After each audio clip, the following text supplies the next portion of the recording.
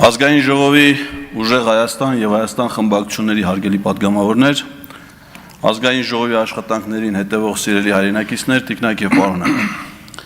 Մի քանի օր առաջ ես նայում եմ Ազատություն ռադիոկայանի մի ռեպորտաժ, որտեղ լրագրողը հարցազրույց էր վերցնում կնյազ Հասանովից եւ ըստ լրագրողի մեկնաբանության տեղեկության նա շտապում էր Ռուբեն Ռուբինյանի մոտ, որպեսզի քննարկեն այս նիստի անցկացման կազմակերպման հետ կապված հարցերը։ Եվ այս քննարկման արդյունքը փաստացի եղել է այն, որ ազգային ժողովը իր աշխատանքները մեկնարկեց կանոնակարգի կոպտագույն խախտումներով, ըստ որի ազգային ժողով չհրավիրելով ամենայն հայոց կաթողիկոսին, որ ազգային ժողովի պատգամավորները զրկվեցին գրանցումից հետո եւ քվեարկություններից առաջ վարման կարգի վերաբերյալ խոսելու հնարավորությունից, որ ազգային ժողովի պատգամավորները զրկվեցին իրենց իսկ բառերով, իրենց իսկ խոսքով երթման տեքստը հնչեցնելու հնարավորությունից, այլ կիրառվեց պիոներական ճամբարի մեթոդը։ Բայց սա թերևս միակ խնդիրը չէր, որ կանոնակարգի խախտումով տեղ ունեցավ։ Տեղ ունեցավ նաև բարոյական նորմերի շատ կոպտագույն խախտում։ Ես հետևել եմ 2021 թվականի առաջին նիստի մեկնարկին, երբ կնյազ Հասանովը նիստը բացելուց առաջ խնդրեց 1 րոպե լռությամբ հարգել հայրենիքի պաշտպանության համար զոհվածների հիշատակը։ Ոնց որ թե պարոն Ռուբինյանի հետ քննարկման արդյունքում այս անգամ նման որոշում չի կայացվել։ Բայց լինելով հայ ժողովրդի ընտրյալ զավակներ եւ մեզանից յուրաքանչյուրը ներկայացնելով այստեղ ողջ ժողովրդին, մենք չենք կարող այդ խնդիրը թողնել Ռուբեն Ռուբինյանի կամ կնյազ Հասանովի հայեցողությանը։ Տիկնայք եւ պարոնայք, Հայաստանի Հանրապետության եւ Արցախի Հանրապետության ազատության, անկախության, հայրենիքի պաշտպանության բոլոր պատերազմներում, բոլոր մարտական գործողությունների ժամանակ, ինչպես նաեւ հայրենիքի պաշտպանության բոլոր դրվագներում զոհված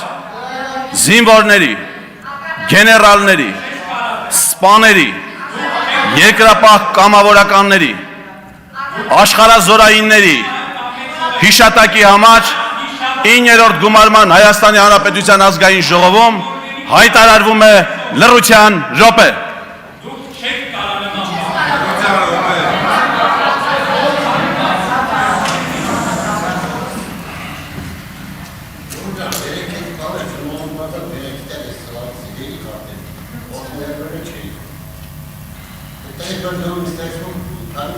Շնորհակալություն։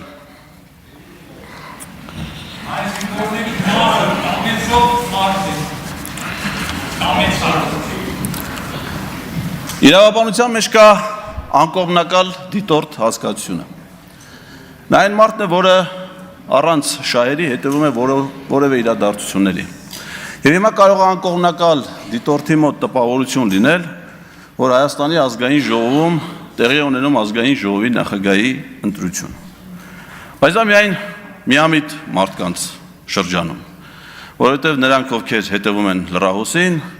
քաղաքական եւ միջազգային իրադարձություններին, գիտեն, որ Թուրքիայի նախագահ Ռեջեփ Թայիփ Էրդողանի կողմից հատուկ հանձնարարություններով դեսպան նշանակված Սերդար Քլեչը Ռուբեն Ռուբինյանին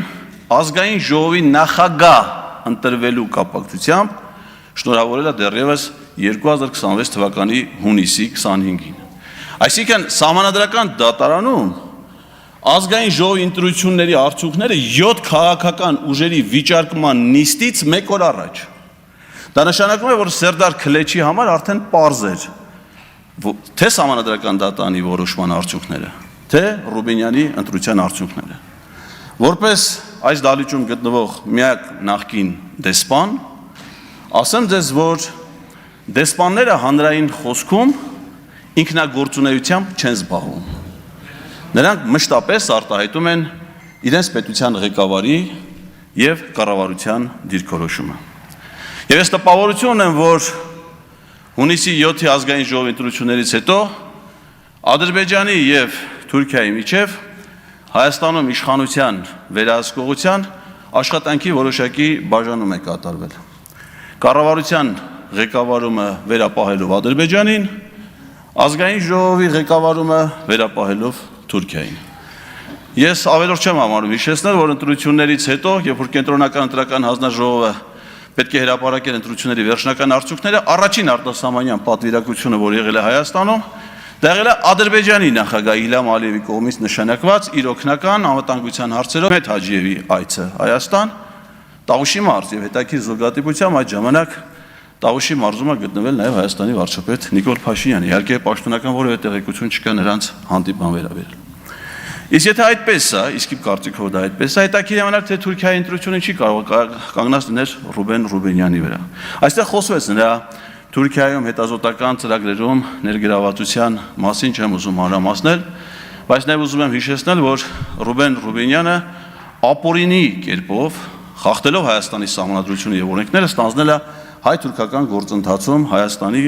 կողմից պաշտոնական բանակցի գործառույթները։ Մեր երկրի սահմանադրությամբ արտաքին քաղաքականություն իրականացնում է կառավարությունը եւ կառավարությունը այդ քաղաքականության համար պատասխանատու եւ հաշվետու է ազգային ժողովի առջեւ։ Հետեւաբար ազգային ժողովի падգամավոր, այն էլ ղեկավար մարմնի ազգային ժողովի փոխնախագահ որևէ պարագայում իրավունք չուներ իր վրա ստանձնելու գործադիր իշխանության ֆունկցիաներ, առավել ևս որ դրա համար չկար որևէ իրավական ակտ։ Հայաստանի վարչապետը Ռուբեն Ռուբենյանին որևէ իրավական ակտով որևէ պաշտոնում չի նշանակել։ Եվ նա փաստորեն ինքն իր աղջությամբ տապալել է Հայաստանի սահմանադրական կարգը, խախտել Հայաստանի սահմանադրությունը, ընդ որում, ինչպես նշեցին մեր գործընկերները Հայաստան Դաշինքի падգամավորները, առանց արդյունավետության, որովհետև ես հիշում եմ, որ Քլեշն ու Ռուբենյանը հայտարարել էին, որ 2023 թվականի հուլիսի 1-ից հայ-թուրքական սահմանը կբացվի դիվանագիտական անձնագիր ունեցող Հայաստանի քաղաքացիների եւ երրորդ երկրի քաղաքացիների առաջ։ Այս դահլիճում շատ կան դիվանագիտական անձնագիր ունեցող քաղաքացիներ, կարծում եմ նրանց մեջ շատերը կլինեն, որ կցանկանան Թուրքիա գնալ Մարգարեի անցակետով, բայց դա հնարավոր չի։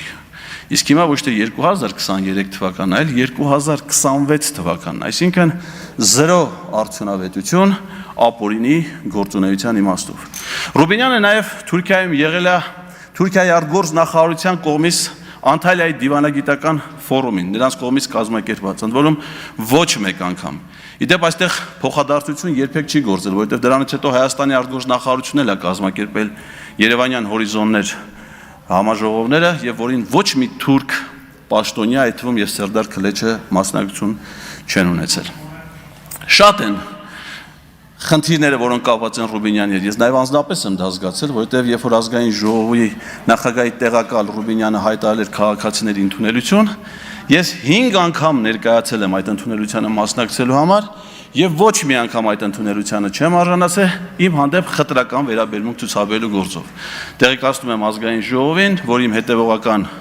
իրավական գործընթացների արդյունքում վճռաբեկ դատարանի որոշման հիմքով Քննչական կոմիտեի Արաբկիրի քննչական բաժնում նախաձեռնված է քրեական վարույթ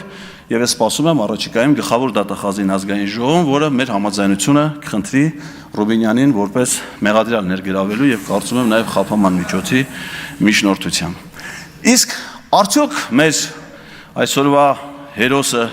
չունի որևէ առավելություն իր կյանքի ընթացքում։ Ես գտել եմ նրա կյանքում մի կարևոր իրադարձություն, որը կարելի է առավելություն համարել։ Դա այն է, որ 2016 թվականին քաղաքացիական պայմանագիր կուսակցության կամավորական ջոկատի կազմում նա եղել է ապրիլյան պատերազմի մայիսյան մասնակից։ Եվ մեկնել է Արցախ, հաշվառված է եղել Արցախի պաշտպանության բանակի Մարտակերտի ուղղությամբ տեղակայված զորամասերից մեկում եւ հայկական բանակի համազգեստով զինված կերպով իրականացրել է մարտական առաջադրանք։ Ես կարծում եմ, որ այդ ժամանակ երիտասարդ Ռուբեն Ռուբենյանը դարել է հայրենասերական մղումներից դրդված եւ դա շատ գնահատելի արարք է ցանկացած մեկի կողմից կամավորագրվել հայրենիքի պաշտպանությանը անկախ մարտական գործողությունների ինտենսիվությունից կամ ժամկետներից։ Բայց պարզվում է, որ Ռուբենյանը նսեմացրել է իր այդ իմ կարծիքով սխրանքը եւ նվիրական ծառայությունը, որովհետեւ նա այն տարածքը, որտեղ իրականացրել է մարտական առաջադրանք, հիմա համարում է ադրբեջանական տարածք դեռևս 1991 թվականից։ Այստեղ խնդիր է առաջանում մարդը, որ ուզում է դառնալ Հայաստանի ազգային ժողովի նախագահ, նա ռազմական հանցագործ է, թե պետական դավաճան։ Որովհետև եթե նա իր ծառայության վայրը, որտեղ համարել է հայրենիք ու պաշտպանել է դա, հիմա համարում է ադրբեջանական տարածք, դա դավաճանություն է։